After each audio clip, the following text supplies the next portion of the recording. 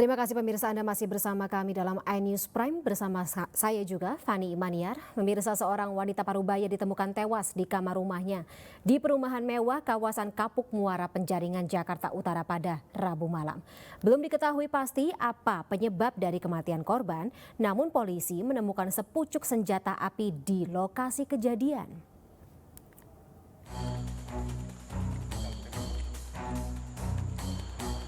Seorang wanita Parubaya berusia 51 tahun ditemukan tewas di dalam kamar rumahnya di perumahan mewah kawasan Kapuk Muara Penjaringan, Jakarta Utara, Rabu malam. Kepolisian dari Polsek Penjaringan mengungkapkan pihaknya mendapatkan laporan sekitar pukul 15 waktu Indonesia Barat, namun polisi baru selesai melakukan pemeriksaan awal termasuk olah TKP sementara pada pukul 22 waktu Indonesia Barat. Dari pemeriksaan di lokasi kejadian, polisi menemukan jasad S, wanita berusia 51 tahun itu, berada di dalam kamar. Ditemukan pula sejumlah barang bukti, sepucuk senjata api di dekat jasad korban. Terdapat luka di tubuh korban, namun kepolisian belum menjelaskan bagian mana di tubuh korban yang terluka. Polisi sudah memeriksa 4 saksi yang semuanya merupakan penghuni rumah. Betul telah ditemukan mayat berjenis kelamin perempuan yang berumur 51 tahun, dan di TKP ditemukan sepucuk pistol. Kemudian kami juga sudah tim gabungan dari Polres, kemudian Polda berkoordinasi dengan Puslap 4 dan juga Rumah Sakit Polri Kramat Jati melakukan olah TKP sehingga pukul 10 malam. Kemudian beberapa saksi juga sudah kita mintai keterangan yang ada di lokasi. Untuk selanjutnya terkait dengan kesimpulan penyebab kematian dan fakta-fakta lainnya akan disampaikan secara lebih detail setelah kita mendapatkan kesimpulan dari tim gabungan tadi. Untuk penyelidikan lebih lanjut, jenazah wanita tersebut dibawa ke Rumah Sakit Polri Sukamto Kramat Jati, Jakarta Timur untuk diotopsi. Mengenai sepucuk senjata api yang ditemukan di lokasi, petugas juga masih menyelidiki atas kepemilikan senjata tersebut. Selanjutnya kasus ditangani tim gabungan Polsek Penjaringan, Polres Jakarta Utara, dan Polda Metro Jaya.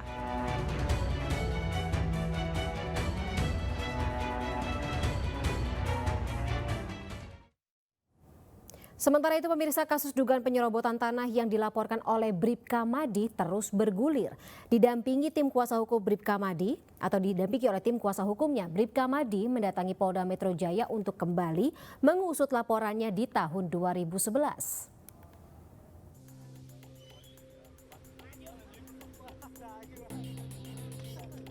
Didampingi tim kuasa hukum, Bribka Madi mendatangi Polda Metro Jaya Kamis sore.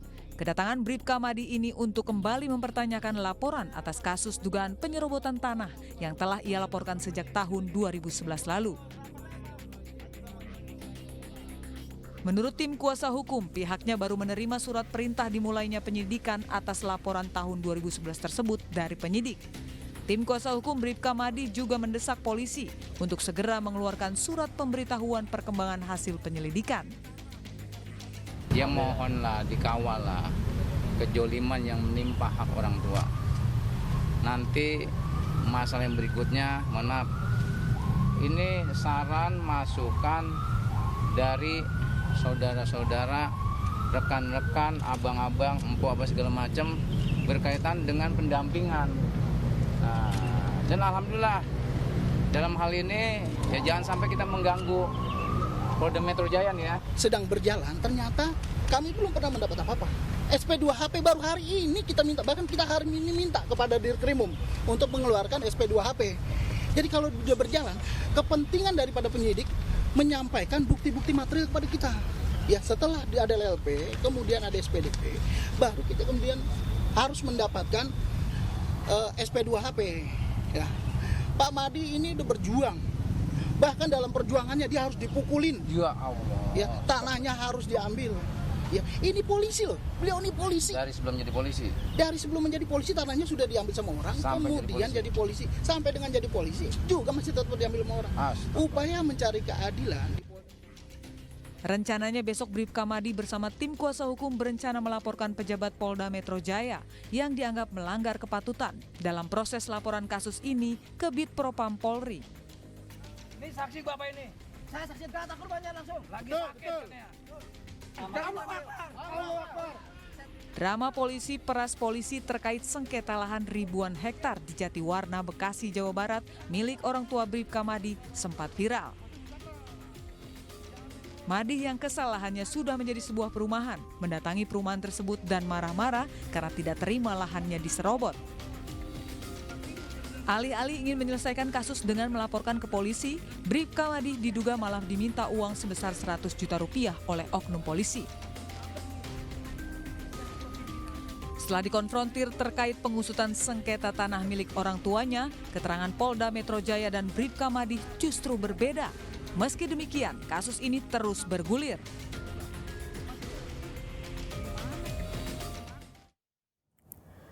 Polisi menetapkan tersangka pemirsa dalam kasus dugaan penganiayaan yang menyebabkan mahasiswa Politeknik Pelayanan di Surabaya, Jawa Timur tewas. Menurut polisi, pelaku memukul korban di dada atau ulu hati hingga menyebabkan korban ini tewas.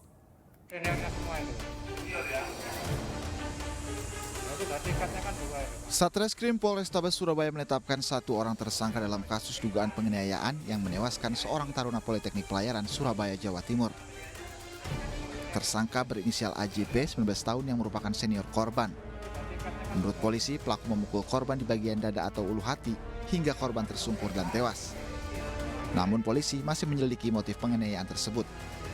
Pengakuan tersangka sendiri melakukan itu dipukul sebanyak 2 kali yang mengakibatkan ulu hati luka di ulu hatinya sehingga korban meninggal dunia. Motifnya apa ya? Nah, ini masih kita selidiki kita lakukan penyidikan lebih lanjut, nanti motifnya apa. Kemudian nanti mungkin ada yang lainnya masih dalam pengembangan nanti.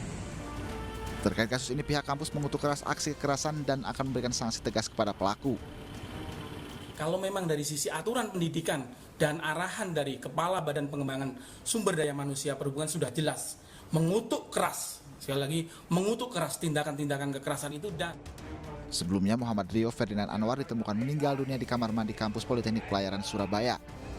Dalam rekaman CCTV terlihat sesaat setelah korban masuk ke dalam kamar mandi, sejumlah taruna senior keluar kamar mandi dengan tergesa-gesa dan kembali sambil membawa kaos hitam. Selanjutnya bersama beberapa taruna senior korban diangkat keluar dengan kondisi tak berdaya. Keluarga yang menduga anaknya meninggal tak wajar, polisi membongkar makam almarhum Muhammad Rio Ferdinand Anwar untuk mengetahui penyebab pasti mahasiswa junior di kampus pelayaran tersebut.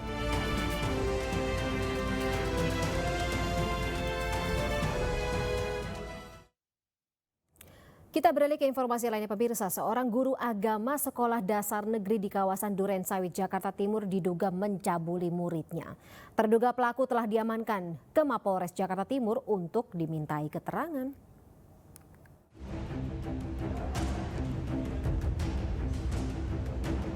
Seorang guru agama berinisial A dipanggil ke Mapolres Metro Jakarta Timur atas dugaan pencabulan terhadap murid di sekolah dasar negeri di kawasan Durensawit, Jakarta Timur.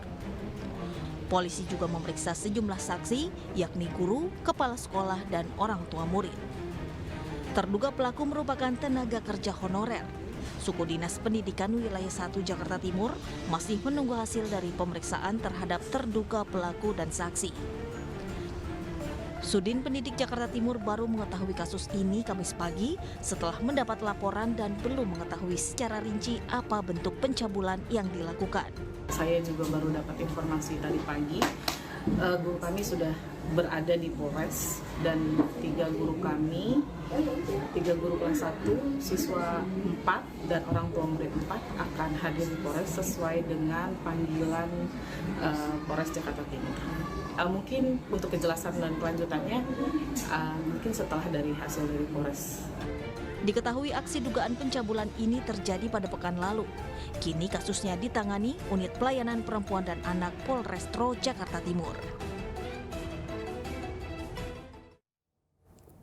Polisi terus mendalami kasus pelecehan belasan anak di Jambi pemirsa oleh seorang ibu rumah tangga. Kuasa hukum pelaku bersikeras memiliki bukti jika pelaku diperkosa oleh para korbannya.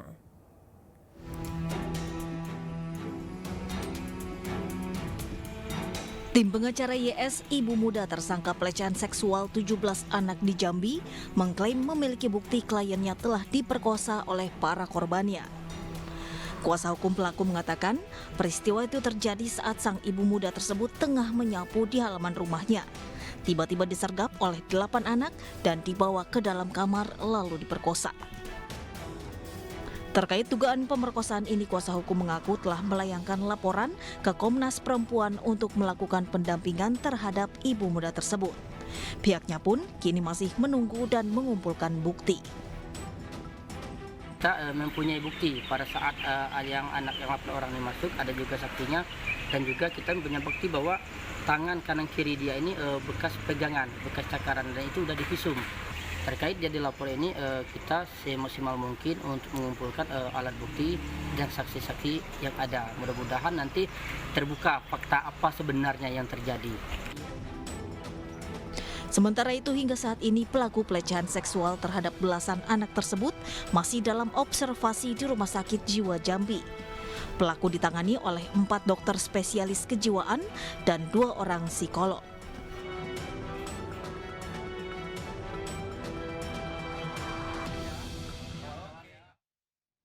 Kita ke informasi lainnya pemirsa, Bribka atau Bribda HS, pembunuh sopir taksi online di Depok, Jawa Barat akan diberhentikan dengan tidak hormat oleh kepolisian. Polisi juga memastikan motif pelaku adalah ekonomi karena terlilit hutang.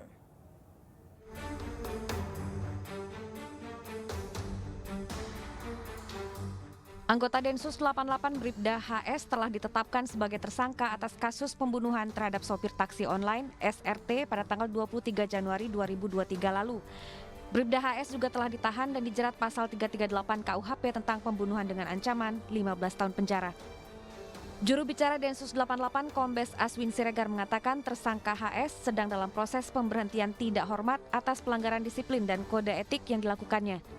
Polisi juga memastikan motif pembunuhan adalah ekonomi, karena pelaku diketahui terlilit hutang dan pernah melakukan penipuan terhadap teman-temannya dan kerap bermain judi online. HS juga baru selesai menjalani penempatan khusus beberapa hari sebelum ia membunuh korban.